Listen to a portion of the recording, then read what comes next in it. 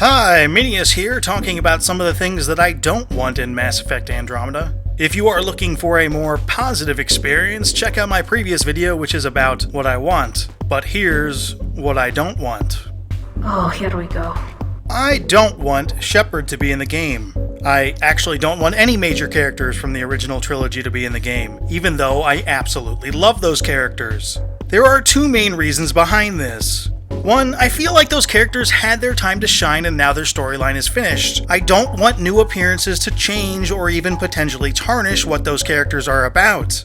And two, adding major characters from the original series, particularly Shepard, could create a paradox. The only way to smooth that out is to create one official version of what happened in the Mass Effect trilogy, which would make all the decisions you made during your playthrough non-existent. I don't mind if minor characters are reintroduced into minor roles, but I'd greatly prefer for Mass Effect Andromeda to feature a cast of new characters, and truly become its own thing. I don't want the multiplayer to have too large of an impact on the single player. I love the multiplayer in Mass Effect 3, but if you played that to death and promoted a lot of characters, at the start of a new single-player campaign, you already had enough military strength to finish the game with all the endings. So whatever you do in that playthrough doesn't actually matter. Now, we know you'll be able to earn single-player currency by playing the multiplayer in Mass Effect Andromeda, but we don't know what other ways they're connected. Currency probably wouldn't be a problem, but if you could gather enough resources in multiplayer to have an actual impact on the story outcome, I would have a problem with that. I don't want any kind of console exclusivity for content in Mass Effect Andromeda. Now, if it was limited to something like, you could only get your robot parakeet on PlayStation 4, that probably wouldn't be a big deal. But if there are entire story missions, or even maps or characters or explorable planets that are exclusive to a console, someone is getting screwed. And if you play on PC, which the original Mass Effect was pretty much built for, you get screwed no matter what console gets stuff. Unfortunately, console exclusivity has become all too popular in video games, because it is simply too easy for a publisher to take the payday the console manufacturers are offering.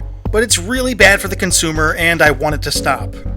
I don't want microtransactions to have a negative impact on Mass Effect Andromeda. As far as single player goes, I really don't care if someone wants to spend an extra $70 to beat the game in 2 hours or something. But if microtransactions actually slow you down, for instance putting up a paywall to slow down crafting time or scouting time, I'll be really mad. So it's an extortion racket. Fortunately, I don't think that will be an issue in single player. Multiplayer, though, could have issues. The microtransaction purchases in Mass Effect 3 multiplayer weren't really a problem because what you received in packages were so random that you rarely got anything you wanted, which meant that it was difficult for someone to spend a lot of money to surpass people in any meaningful way.